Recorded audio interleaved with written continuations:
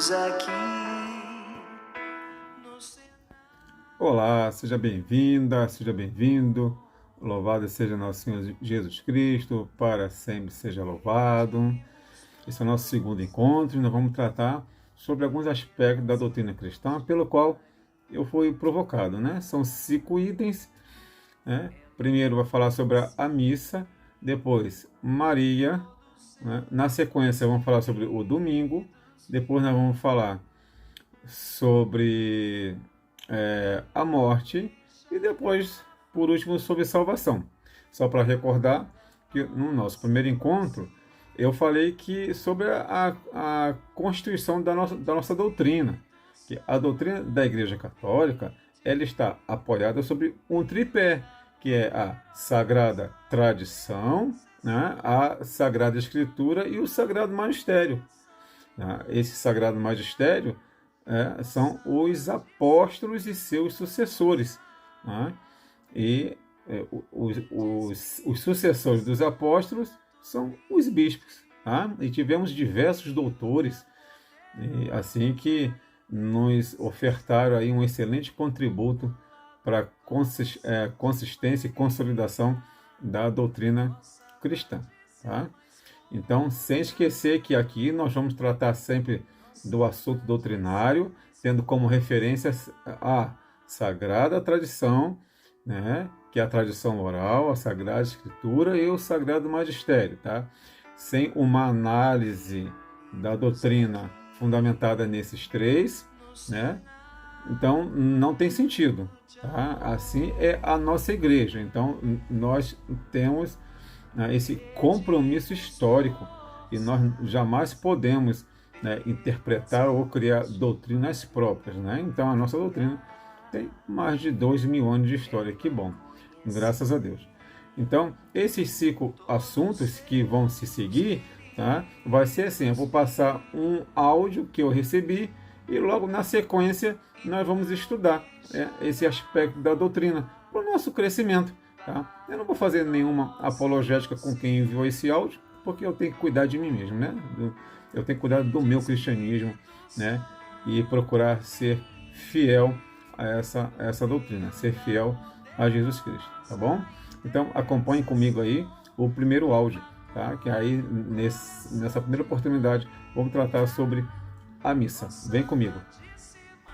O Concílio de Trento definiu: pela consagração do pão e do vinho, opera-se a mudança de toda a substância do pão na substância do corpo de Cristo nosso Senhor, e de toda a substância do vinho na substância de seu sangue.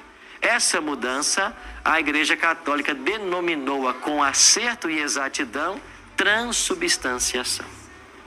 Então, o que é a doutrina católica da transubstanciação? No exato momento em que o sacerdote está com a hóstia, o pão, não é ali apenas uma hóstia feita por alguém. Aquela hóstia se transforma no próprio corpo de Jesus.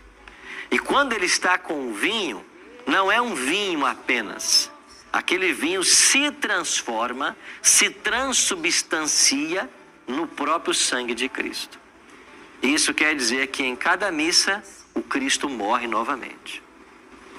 Então o que é a celebração da missa? É a celebração da morte de Cristo. Em cada missa ele morre novamente. Isto, à luz da Bíblia, é uma blasfêmia. E aí, minhas queridas, meus queridos, escutaram aí o cidadão falando? Você acha mesmo que o que fazemos ali na Santa Missa é uma blasfêmia? Faço outra pergunta.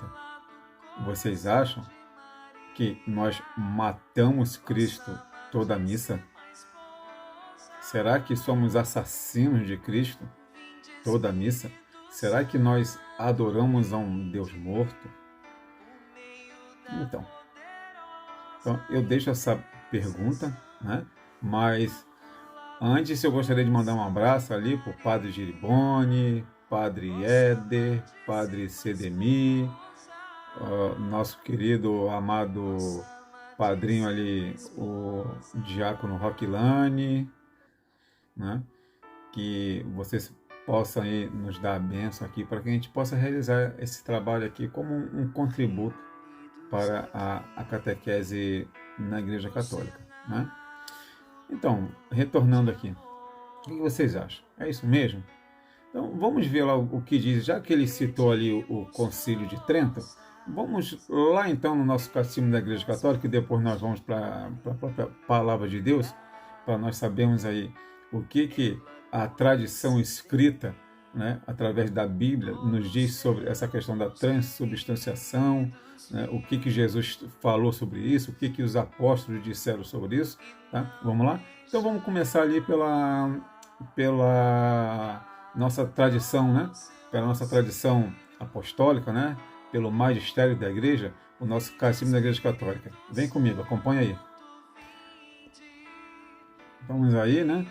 Com o nosso Catecismo da Igreja Católica, no número 617, diz assim, ó.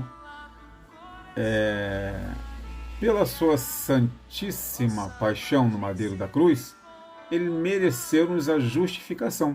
Ensina o Concílio de Trento ali, no número 499, sublinhando o caráter único do sacrifício de Cristo como fonte de salvação eterna. Tá, o número 500 vai tratar sobre isso também, né? E a Igreja venera a cruz cantando ó crux ave espe única, ave, ó cruz, esperança única. Então vamos lá agora no 1376, né? Vamos lá. O Concílio de Trento resume a fé católica declarando: porque Cristo, nosso Redentor, disse que o que ele oferecia sob a espécie do pão era verdadeiramente o seu corpo. Sempre na Igreja se teve esta convicção que o Sagrado Concílio de novo declara: pela consagração do pão e do vinho opera-se a conversão de toda a substância do pão na substância do corpo de Cristo, nosso Senhor, e de toda a substância do vinho na substância do seu sangue. A esta mudança, a Igreja Católica chama de modo conveniente e apropriado transubstanciação. E ainda, né? Aqui no número 618, vai dizer: a cruz é o único sacrifício de Cristo, mediador único entre Deus e os homens. No número 1330, tem o Memorial da Paixão e Ressurreição do Senhor. Diz assim, ó, Santo Sacrifício, porque atualiza o único sacrifício de Cristo Salvador e inclui a oferenda da Igreja, ou ainda, Santo Sacrifício da Missa, sacrifício de louvor, Hebreus 13:15, sacrifício espiritual, sacrifício puro e santo, pois completa e ultrapassa todos os sacrifícios da antiga aliança. Aqui no 1362, vai falar assim, a Eucaristia é o memorial da Páscoa de Cristo, a atualização e a oferenda sacramental do seu único sacrifício na liturgia da Igreja, que é o seu corpo. Em todas as orações eucarísticas, encontramos, depois das palavras da instituição, uma oração chamada anamnese, ou memorial. Então, aqui no 1367, ó, então, portanto, ó, o sacrifício de Cristo e o sacrifício da Eucaristia são um único sacrifício. É uma só e mesma vítima. E aquele que agora se oferece pelo ministério dos sacerdotes, é o mesmo que outrora se ofereceu a si mesmo na cruz. Só a maneira de se oferecer é que é diferente. E aqui, pessoal, eu gostaria de deixar um parêntese. Tudo isso que acontece na missa é intermediado pelo sacerdote, pelas mãos do sacerdote, aquele que age in persona Christi, na pessoa do Cristo, né? O Cristo, cabeça, e nós somos o corpo, que é a Igreja. Só para destacar também que Santo Curadás vai dizer que o sacerdote é aquele que dá a continuidade da redenção dos homens aqui na Terra. Então, é muito digno, né? Então, por isso, quando eu chego diante de uma pessoa, de um sacerdote, eu referencio a autoridade nele investida, né? Então, ele foi devidamente ordenado e age assim no colégio dos apóstolos, associado ao bispo da igreja, né? Exerce ali a própria presença, né, de Cristo no meio de nós. É o reconhecimento, né, do amor de Deus por nós, deixando assim, aqui pessoas dignas para nos conduzir assim até a glória eterna. Portanto, pessoal, com essas passagens do Catecismo da Igreja Católica, então a Igreja deixa bem claro que o sacrifício de Cristo por amor a nós foi único e perfeito, o suficiente e o bastante. A Igreja jamais acredita que teria que imolar Jesus novamente para que o sacrifício continuasse a valer. Então, o sacrifício foi único. Nós abraçamos essa verdade teológica há mais de 2000 anos. Tá? O que acontece é que o que a igreja realiza é um memorial da sua paixão. Seria como se ela fizesse uma atualização, como se nós, a cada reunião que estivéssemos juntos, e o próprio Jesus mesmo disse que onde estiver 2 ou 3 ali, ele estaria no meio, ali se fizesse uma atualização daqueles mistérios. É como se fosse um looping temporal. É um looping temporal. É uma coisa assim fantástica, né? Então tem que ter muita fé, né? Então é um exercício tremendo e profundo de fé para entrar nesses mistérios, né? Então a igreja não mata Jesus novamente, tá? A igreja atualiza um looping temporal, como se nós vivêssemos aquele momento de salvação contínua, entrega e salvação, né? E a missa é esse congraçamento, né? Então nós ali na missa coroamos essa amizade que temos com Jesus ao longo da nossa existência. Então eu comecei aí com a doutrina da igreja pelo catecismo, né? Pela tradição, mas agora eu gostaria de entrar com vocês agora na palavra escrita, na Bíblia, tão conhecida, né? Então vamos lá saber o que Jesus mesmo disse sobre o seu próprio corpo e o seu próprio sangue. Vem comigo. Vamos aqui em Lucas, né? Aí no seu capítulo 22, o versículo 19, tá? Vamos lá ver o que disse aí Jesus com relação ao memorial da sua paixão.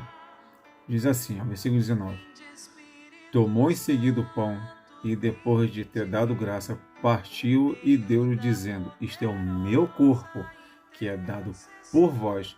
Faze isto em memória de mim. Vamos buscar uma outra referência um pouco mais consistente, tá? E muito inquietante, onde o próprio Jesus teve muitos problemas quando ele apresentou o próprio corpo e o sangue dele como verdadeira comida e verdadeira bebida. Vamos lá. Vamos aqui buscar então, já vou lá em João, tá? Não vou nem sair da tela, tá? São João, no capítulo 6. Vamos lá a partir do versículo 48. Olha só que riqueza de palavra, tá? Vamos lá. Assim disse Jesus: Eu sou o pão da vida.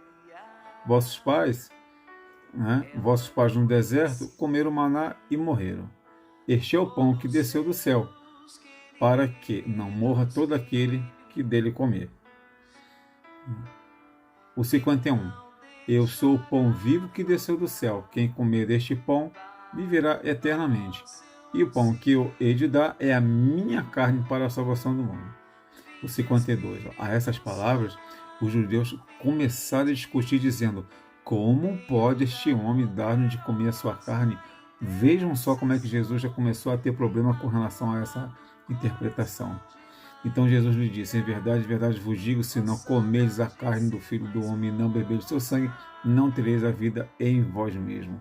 E o 54, quem come a minha carne e bebe meu sangue tem a vida eterna, e eu o ressuscitarei no último dia. Né? Pois a minha carne é verdadeiramente uma comida e o meu sangue verdadeiramente uma bebida.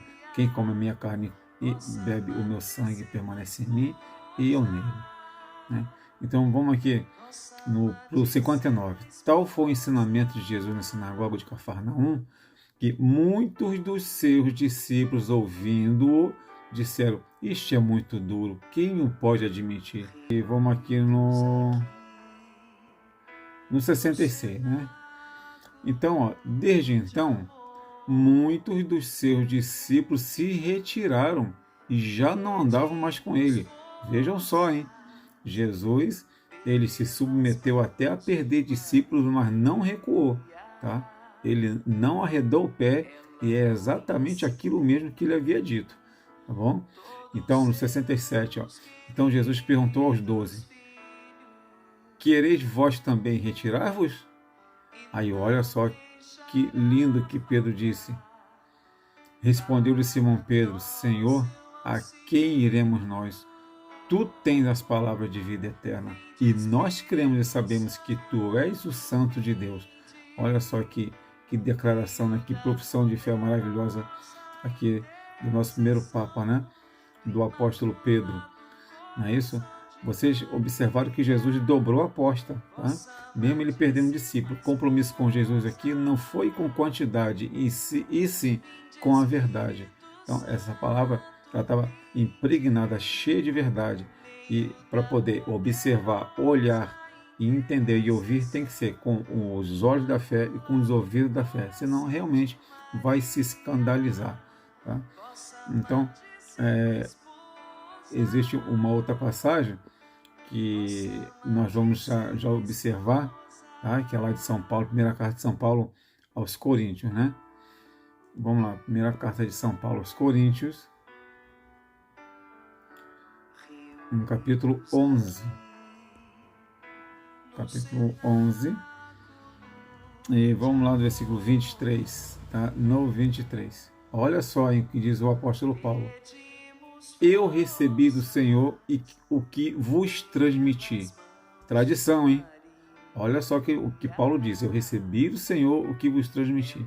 Que o Senhor Jesus, na noite em que foi traído, tomou o pão e depois de ter dado graça, partiu e disse: isto é o meu corpo que é entregue por vós. Fazei isto em memória de mim. Do mesmo modo, depois de haver ceado, tomou também um cálice, dizendo: este é o cálice da nova aliança no meu sangue. Todas as vezes que o bebedes, fazer isso em memória de mim. Assim, todas as vezes que comer deste pão, beber deste cálice, lembrais a morte do Senhor até que ele venha. Então, pessoal, fica aqui bem claro que a Igreja Católica celebra a paixão de Nosso Senhor Jesus Cristo nas assembleias litúrgicas por determinação do Senhor. Tá? Então foi utilizado aqui o Catecismo da Igreja, foi utilizado a Bíblia, né, a Palavra de Deus escrita, né, o próprio Catecismo da Igreja Católica é a tradição oral, assim como também a Bíblia é a tradição oral.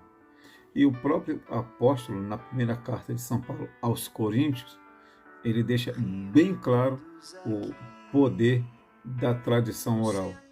Né? Ele diz que eu recebi do Senhor é o que eu estou transmitindo para vocês. Né? Isso é tremendo. Então, nós da Igreja Católica seguimos a tradição apostólica. Tá? E por seguir a tradição apostólica, não há erro. Então, a Igreja Católica ela não jamais vai cair em erro se seguir devidamente a tradição apostólica, que é devidamente iluminada pelo Espírito Santo. Tá? Então, para poder arrematar essa doutrina maravilhosa aí, né, nós vamos fechar aí com São Justino. Tá? bispo e mártir do ano 150. Olha o que São Justino escreveu ao imperador. Tá? Então vamos arrematar com essa patrística maravilhosa aí, né?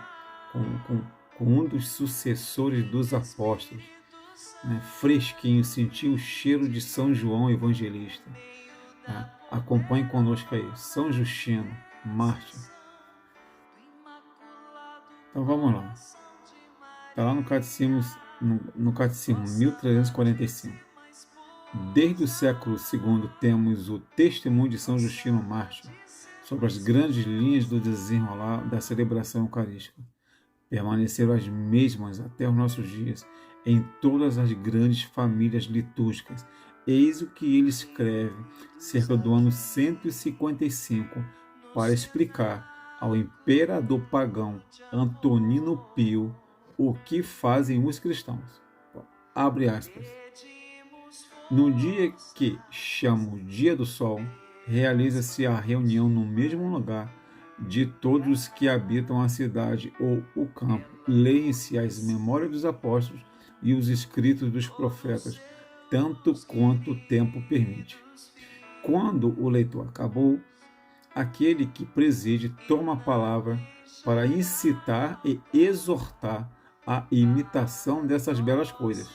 Em seguida, levantemos-nos todos juntamente e fazemos orações por nós mesmos e por todos os outros, onde quer que estejam, para que sejamos encontrados justos por nossa vida e ações, e fiéis aos mandamentos, e assim obtenhamos a salvação eterna. Terminadas as orações, damos-nos um ósculo uns aos outros. Depois apresenta-se àquele que preside aos irmãos pão e uma taça de água e vinho misturados. Ele toma-os e faz subir louvor e glória ao Pai do universo, pelo nome do Filho e do Espírito Santo, e dá graças, em grego Eucaristia, longamente, por termos sido julgados dignos desses dons. Quando ele termina as orações e ações de graças, todo o povo presente aclama Amém. Depois de aquele que preside ter feito a ação de graças e de o povo ter respondido àqueles a que entre nós chamamos diáconos, distribui a todos os que estão presentes pão, vinho e água eucaristizados, e também os leva aos ausentes. Bem, pessoal, encerramos por aqui. Espero ter contribuído de alguma maneira para a formação católica. Tá? Teria muito mais referência para poder colocar, mas é um vídeo que ficaria muito longo, né? Teria pelo menos aí quase 1 hora ou mais de vídeo, de referências, né, teológicas. Tá? Mas até aqui o Senhor tem nos ajudado, tá bom? E louvado seja nosso Senhor Jesus Cristo, para sempre seja louvado.